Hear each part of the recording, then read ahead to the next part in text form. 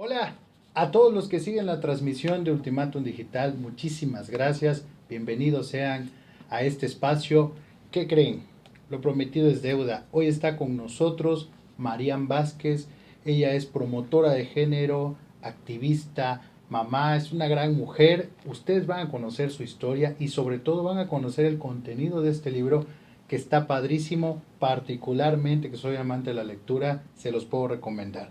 Pero antes de empezar, vamos también a hablar de otros temas, conoceremos quién es Marian, por qué se llama activista, por qué se llama promotora de género y algo bien importantísimo que les invitamos para que se queden en la transmisión, qué nos dice sobre la violencia de género, cuál es el panorama de las mujeres y cómo están viviendo las mujeres en Chiapas, en México, en América Latina. Así que en esta tarde le damos la bienvenida a Marian Vázquez. Gracias, muchas gracias. Gracias amigo, primeramente, muchísimas gracias a Ultimátum y a toda la audiencia que tienen, muchísimas gracias a través de las redes sociales. Estoy muy emocionada porque ya tenía ratito que, bueno, por este confinamiento no le había dado promoción y difusión a mi bebé. Siempre he dicho que es mi segundo bebé, tengo una hija, pero bueno, publicar o tener un libro es así tal cual, es como, yo siempre lo he dicho, es como si hubiera vuelto a parir o a tener un bebé. O sea, realmente para mí es un gusto poder generar eco a través de hartazgo femenino. ¿Por qué hartazgo femenino directamente? Yo estaba leyendo el libro y se compone de relatos, pero creo que ¿por qué hartazgo? Hartazgo es una palabra muy fuerte. Sí, sí es una palabra fuerte. Hartazgo femenino surge de una situación en la que empezaba yo en la cuestión de la promoción de los derechos de la mujer y fue un clic que yo tuve en tu casa, en mi casa. Sí. Estaba yo en la sala tomando un café con mis abuelas, tanto materna como paterna, tengo la dicha todavía de tenerlas, y estaba con mi hija, estábamos platicando y de pronto una de ellas empezó a quejarse. Ya ves que pues por lo regular las personas de la tercera edad luego tienen como que esa regresión, ¿no? Desde ciertos episodios de sus vidas, ¿no? Entonces empecé a escucharla y en ese momento, estamos hablando aproximadamente como de 6 años más o menos. Sí. 6, 5, pues yo me consideraba en ese momento pues una expertise, ¿no? En la cuestión de ayudar y defender a las mujeres. Y en ese momento dije, a ver, el buen juez empieza por su casa. Que no es posible que mis abuelas a sus 88 años, o sea, se estén quejando de toda esa situación que vivieron. Entonces dije, no puede ser. Dije, esto ya rebasó, ¿no? Mi temple, mi condición como mujer, como nieta. Dije yo, se acabó. Estoy harta de que lo privado siempre se guarde y solamente las cuestiones públicas se tienen que hablar y se tiene que hablar bien. Entonces dije yo, no, vamos a entrarle fuerte y voy a empezar a escribir. Y es ahí donde empieza a salir esta palabra de hartazgo. ¿Por qué? Porque la gran mayoría en ese momento de las mujeres que confiaban en mi persona, que me pedían algún consejo o alguna canalización o una intervención, me decían, es que estoy harta. Y esa es una de las palabras que quedó muy fuerte en mi inconsciente. Por eso es hartazgo femenino. Harta de la violencia, harta del panorama, harta de las situaciones. Recaba en la realidad cruda, dolorosa, la situación de cuántas mujeres este libro. Pues estamos hablando de 14 mujeres, pero realmente es una recopilación de relatos de diferentes puntos de nuestro estado. O sea, te estoy hablando desde mujeres de la zona indígena, por ejemplo, de San Juan Chamula, hasta de la zona costa en Tapachula. O sea, yo traté de juntar todas esas pues vivencias que marcaron en cierto momento mi vida como mujer y que me dieron la pauta a seguir luchando y a seguir buscando condiciones para alzar la voz y buscar forma de abrir más, ¿no? O sea, de quitarnos la venda y de alzar la voz y de no callar en lo privado. Ok. Dentro de este tema, separando lo que has hecho a nivel social, si conociéramos un poco y te preguntáramos de tu biografía, ¿te acuerdas cuál fue tu primer trabajo o tu primera experiencia que te dijo, sabes qué, necesito salir en defensa, necesito levantar la voz? Uf. Así. Pregunta, pregunta. Bueno, te voy a platicar. Honestamente, yo me considero una persona, pues he tenido la dicha de que siempre se me ha llamado rara. Y si te identificas conmigo, pues quiero decirte que bien por ti, porque hasta cierto punto nosotros generamos o cambiamos un poco la perspectiva de las cosas.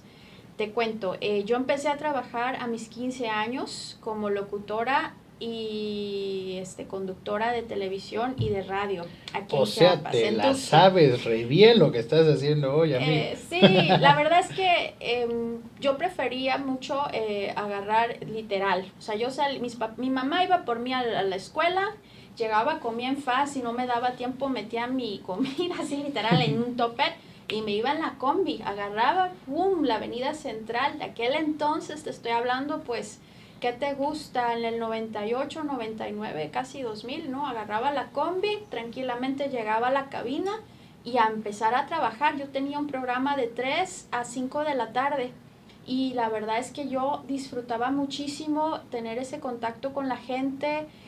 A mis escasos 15 años, pues sí tenía gente que luego me pedía consejos, me pedía, oye, anímame, cositas así, ¿no?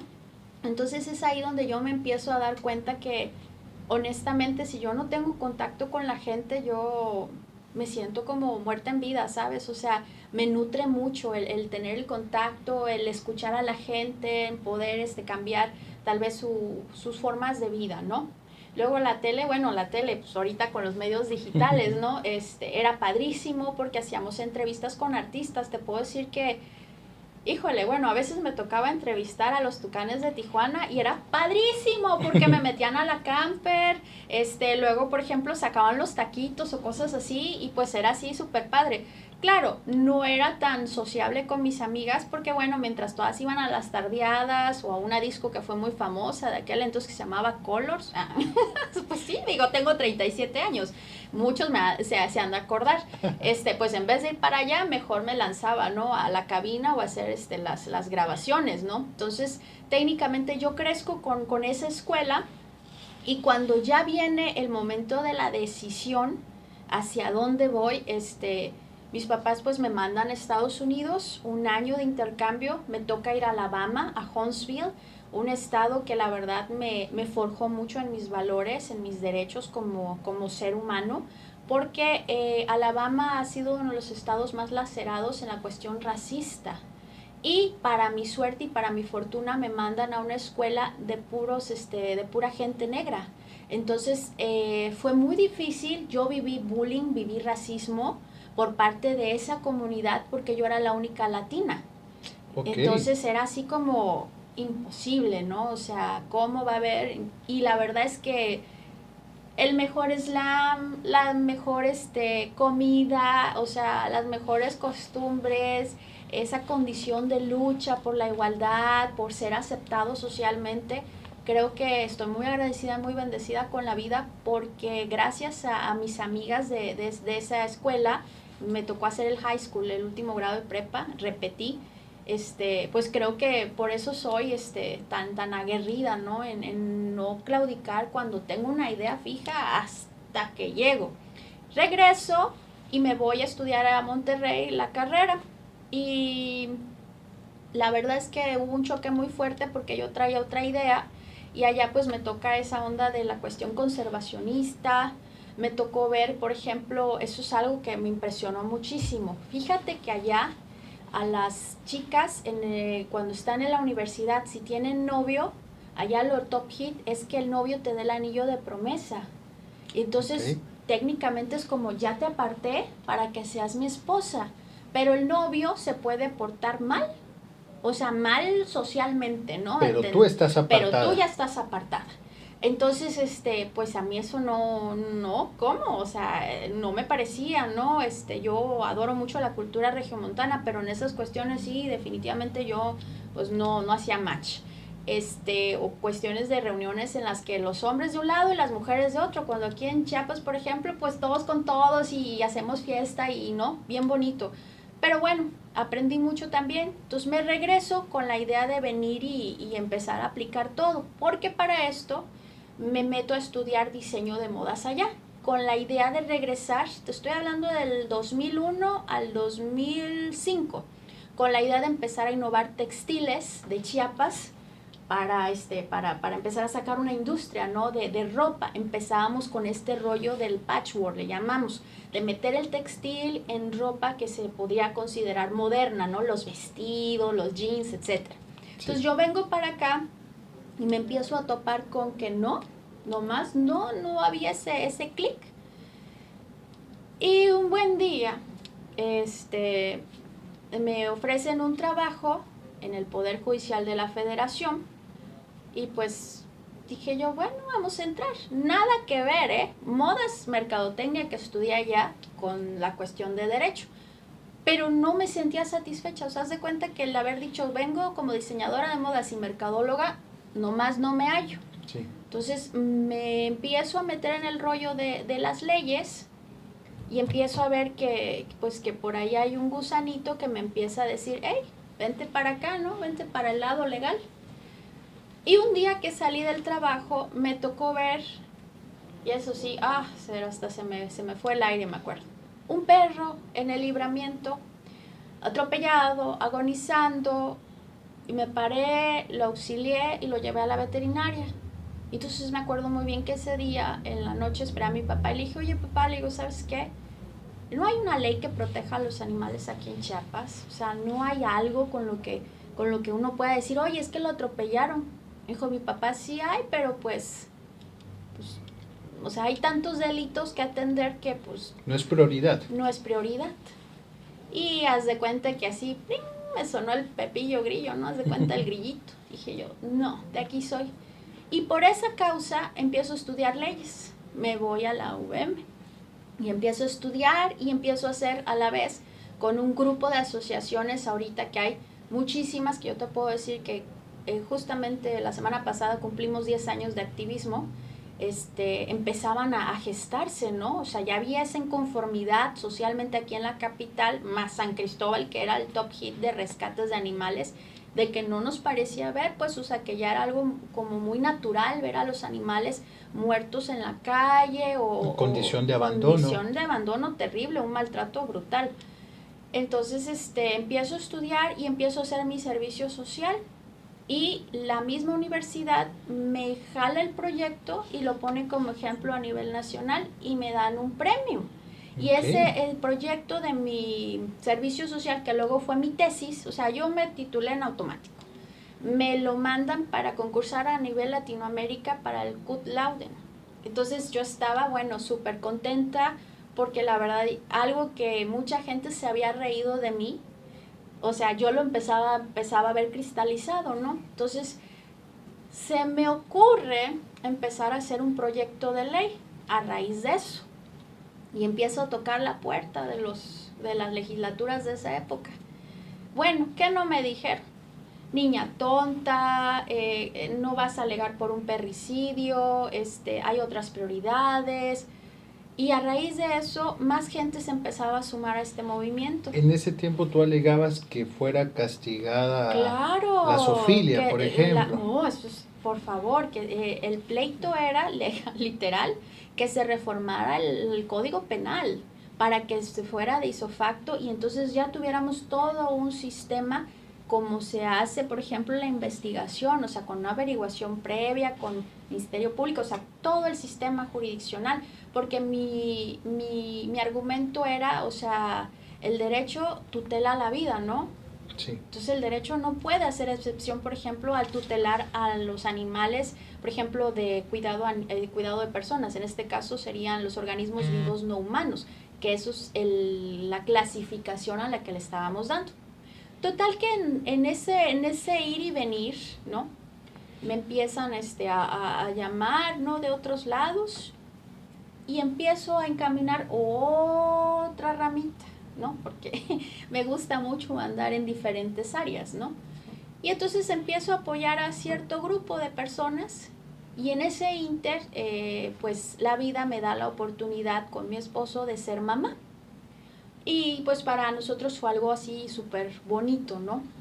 Claro que sí nos agarró en corto porque pues por lo regular los embarazos no son planeados, ¿no? De Sí. pronto, ¡prum!, aparecen, ¿no? Entonces ya es cuando, bueno, una mujer, que es lo que también se pelea en este momento, tiene el derecho de la elección, ¿no? Bueno, en este caso nosotros como pareja elegimos ser padres. Entonces íbamos trabajando muy bien ambos en un proyecto que teníamos y por ahí aparece un actor que me dice, y eso aquí está plasmado: oye, estás embarazada, fíjate que pues no queremos que te vaya a pasar nada, pues mejor quédate en tu casa, tranquilita, reposando, en la dulce espera, y ya cuando ya nazca el bebé, ya nos vuelves a hablar.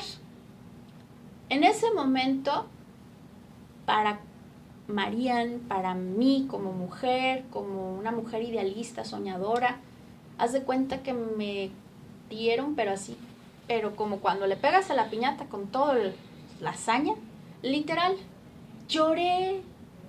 Bueno, haz de cuenta que me dijeron, estar embarazada es lo peor que te pudo haber pasado laboralmente, o sea, bye. Estás incapacitada de Literal me continuar. dijeron que yo estaba enferma, o sea, que yo me tenía que ir a mi camita a esperar la dulce espera. Es una palabra que honestamente a mí porque sí lo sentí muy agresivo.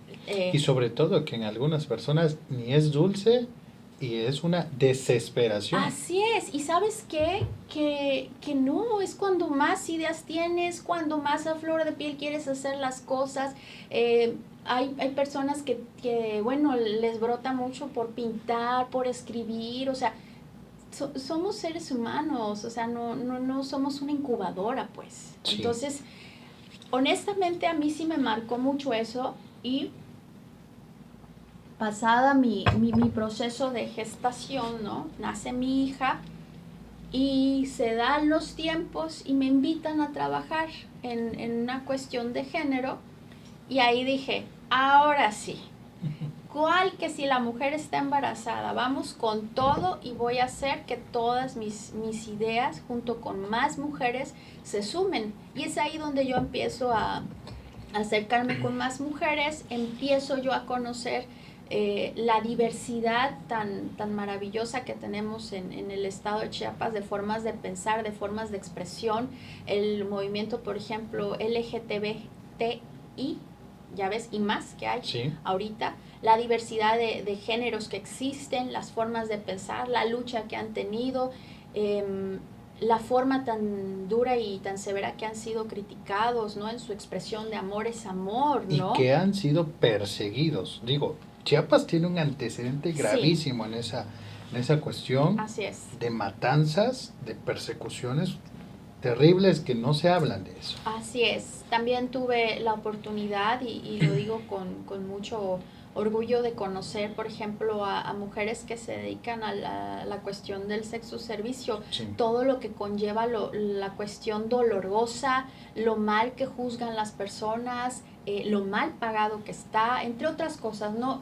A mí siempre me ha gustado, si tengo la olla, a mí me gusta rascar y conocer el fondo para poder entender un contexto social.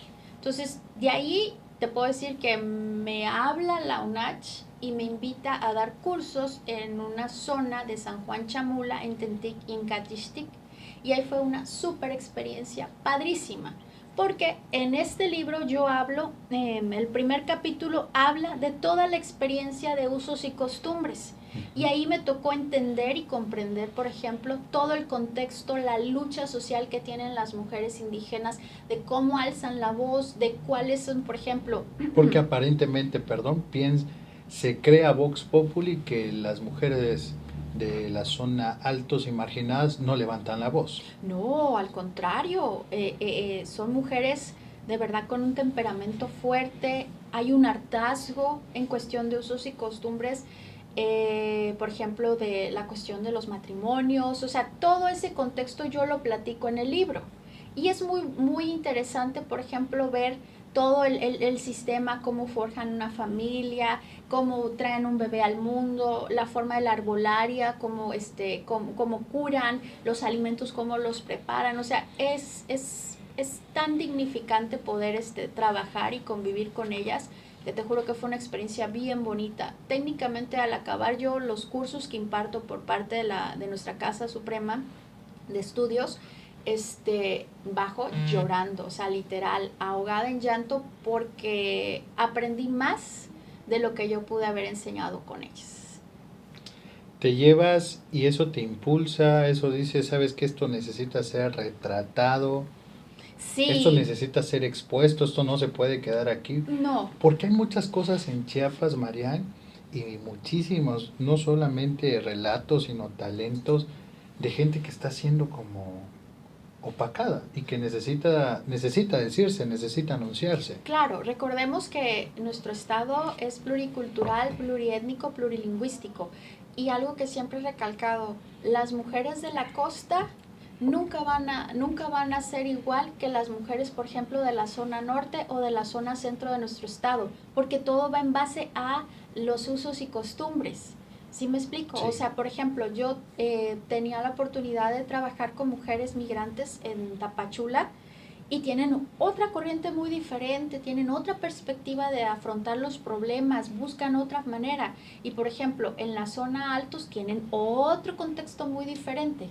Entonces, ha sido la verdad un privilegio poder conocer todas las diferentes aristas y formas de pensar de las mujeres de nuestro estado y de la población flotante, yo le llamo, que tenemos, ¿no? Que pues vienen mujeres migrantes y a la vez también abonan y nutren a nuestra cultura. ¿Qué necesitaría saber una mujer chapaneca, una mujer latina, una mujer tuxtleca sobre sus derechos, sobre las situaciones? ¿Qué es lo básico que tendría que conocer una persona? Porque se habla de la promoción de género, se habla de la promoción de la igualdad, María, pero seguimos viendo procesos, seguimos viendo incluso feminicidios. Y hablo de esto porque para que ocurra esta situación hay antecedentes, hay signos que aparecen Claro. que no alarman a las mujeres. O sea, la mujer pareciera que entra como en un contexto emocional de desventaja que la pone vulnerable y que desconoce esa vulnerabilidad. Es correcto. Yo para esto te puedo decir que, y siempre lo he dicho públicamente, mi reconocimiento a todas las feministas que han alzado la voz por todo este tipo de situaciones. Hay feministas muy reconocidas en nuestro estado que han llevado premios desde la Suprema Corte hasta la Corte Interamericana, y son mujeres que no callan. Entonces yo creo que ellas han sido grandes maestras, en el caso de tu servidora, para poder seguir e inspirarme de ellas, ¿no? Entonces, mujeres que no han claudicado en esta lucha y que de una u otra manera van rompiendo esos estereotipos del feminismo, ¿no? Sino que cada vez van Y impulsando contracorriente. y van totalmente. Entonces, yo, por ejemplo, ¿qué puedo opinar o sugerir humildemente? Que busquemos, por ejemplo, quiénes han sido esas mujeres, que busquemos las condiciones para acercarnos, para inspirarnos sobre ellas, y sobre todo no callar. Yo siempre, cuando doy una conferencia, cuando hablo, por ejemplo, de las historias que están en los libros o que me ha tocado estar luchando desde otra trinchera, siempre digo que la promoción de la difusión, de quejarse, de decir, es mi derecho, estoy harta, o no quiero, o no me mantiene, o me golpeó, o es malo con mis hijos, No me gusta o esto. no me gusta, o yo o fui violada, etcétera. Dilo, no lo calles, porque eso lo vas a llevar arrastrando. Y lamentablemente, por eso digo, el buen juez empieza por su casa. A mí me tocó oír lo de mis dos abuelas, que una de ellas había sido abusada. Entonces dices, no es posible. Y cuando yo le pregunto, abuelita, ¿y por qué no lo dijiste? Ella me dijo, por pena, porque esas cosas no se dicen. Entonces dije, no es posible, o sea, no puede ser posible que o sea, mi abuela tenía 88 años, dije, no puede ser posible, o sea, los mismos patrones se van repitiendo y a la Sí. fecha es lo mismo. O sea, si una mujer vive violencia, se queda callada. Si una mujer dice, es que me quiero divorciar, lo primero que le dicen es, piensa en tus hijos, piensa en qué va a decir la sociedad. Es que una mujer sola, con hijos, ¿cómo le va a hacer? Y ahorita lo que atraviesa mucha de esta situación que se vive de violencia es el confinamiento. Hemos tenido un aumento brutal de manipulación, de exceso de violencia familiar, o sea, intrafamiliar y doméstica. ¿Por qué? Porque ahorita las mujeres nos tenemos que reinventar. Tenemos que ser economistas, porque pues obvio la situación es complicada. Tenemos que ser médicas o doctoras, ¿no? Tenemos que estar ahí al día, no viendo que la medicina, que esto, que el otro. Más aparte ahorita haciendo como docentes, porque tenemos escuela en línea, sino a través de la televisión. Entonces, son muchos roles que, vuelvo a lo mismo, es un trabajo impuesto socialmente y familiarmente, porque la peor violencia es la que ejerce la familia, Claro. no tanto la social.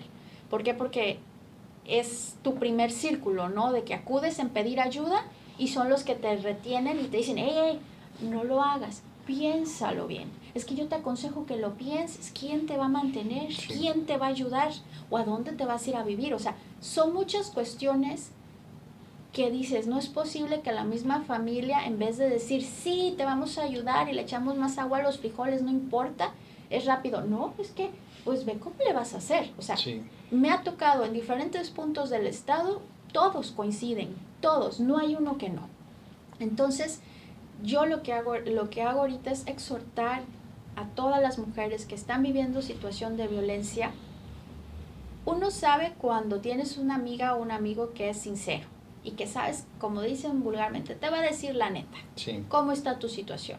Pidan ayuda, busquen ayuda, hablen, no se queden calladas, porque ahorita tenemos muchos índices a la alza de ansiedad, de estrés.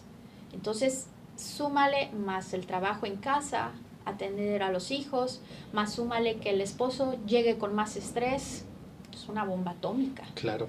¿No? Entonces yo soy de la idea que ahorita entre todos como sociedad nos tenemos que dar brazo con brazo, apoyarnos y escucharnos para que podamos afrontar esta pandemia que se está desarrollando todavía, ¿no? Y obviamente pues buscar las condiciones para estar mejor emocionalmente, porque la salud mental es a priori para todos. Me encanta que tienes una idea de construcción, de proponer. Mucha gente solo divide o solo propone que se excluyan, ¿no? Sí. Traes algo inclusivo, traes propuestas y particularmente tu libro creo que lo tendría que leer todas las mujeres chiapanecas. Creo que Gracias. relata el contexto, relata, incluso yo como psicólogo puedo percibir de mitos y de situaciones que están tan arraigadas en la cultura, como la catedral, ¿no? Como decir, es que yo soy la catedral y tal persona son las capillas. O sea, dentro de la desigualdad, más desigualdad. Dentro de la enemistad, más con las mujeres que con el agresor. Fíjate que en el libro toco temas, bueno, que hay varios que todavía socialmente, a pesar del el año en que estamos, todavía se consideran tabú. Toco tema, por ejemplo, de una pareja lésbica, de cómo tuvieron que ocultar el amor durante años. Hablo, por ejemplo, de una chica, bueno, que fue agredida sexualmente por su pareja y busca el conducto del aborto. Por ejemplo, de una señora que se enamoró profundamente, pero efectivamente el señor, por la cuestión social, económica, la deja y se casa con otra, ¿no? Y la conduce a ser madre soltera. Hablo también de, por ejemplo, cómo nos educan la cuestión de la dulce espera de los 15 años aquí en el estado. Hablo también de un rito, ¿no?, que hacen en cierto municipio, por ejemplo, para la cuestión de decir que la novia era virgen. Y si no era virgen, bueno, pues hay un protocolo a seguir para exhibirla, ¿no? Pagó mal, ¿no? Exacto. Entonces, son muchas situaciones que honestamente a mí me causan ese hartazgo, ¿no? De cómo es posible que nosotras podamos soportar todo esto por una cuestión de imposición social, ¿no? Y a la vez te comento, mientras yo escribía, fue una pausa que tuve laboralmente, estaba en tu casa, en el área de comedor, porque ahí me inspiro mucho porque al lado tengo la cocina, ya sabes, el cafecito, el pan y así. Y mi hija en ese entonces tenía 4 años, entonces pues muchas que me están escuchando, me están viendo, pues cuando eres mamá, pues tienes que ser como un pulpo, ¿no? Aquí una cosa, la otra acá, y estás corriendo todo el tiempo, ¿no? Entonces, en ese momento, mientras yo escribía y venían las ideas, pues le puse un bonche de hojas, colores, plumones, y le dije, ponte a pintar. Por eso es la portada. La portada, Hecha por tu por hija. mi hija. Por mi hija. Genial. Entonces, pues mientras yo trabajaba, yo escribía, mi hija me acompañaba, me hacía ese acompañamiento, ¿no? Dibujando, inclusive cuando hemos ido a la Ciudad de México, vamos las dos a presentar el libro. Ya se presentó en el Museo de la Mujer en la UNAM, en la SOGEM también tuve el honor de ir a hablar sobre mi libro, y obviamente en diferentes cafeterías, bueno, de la misma editorial. Te cuento cómo doy con esa editorial, fue todo un relajo. Hago el proyecto, lo llevo a cierta instancia, para no quemar, donde lo llevé, y quedó ahí un año, literal. Y era, oiga, y ya le echaron la lectura, oiga, no sea malita, mire, o sea, casi así llevándole el cafecito, ¿no? Así de, por favor, páselo, ¿no? A corrección y estilo para que me den el visto bueno.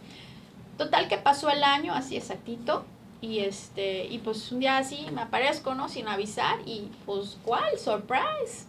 El folder así tal cual con el sobre amarillo, ya sabes, así encintado, hasta le podía soplar y el polvito.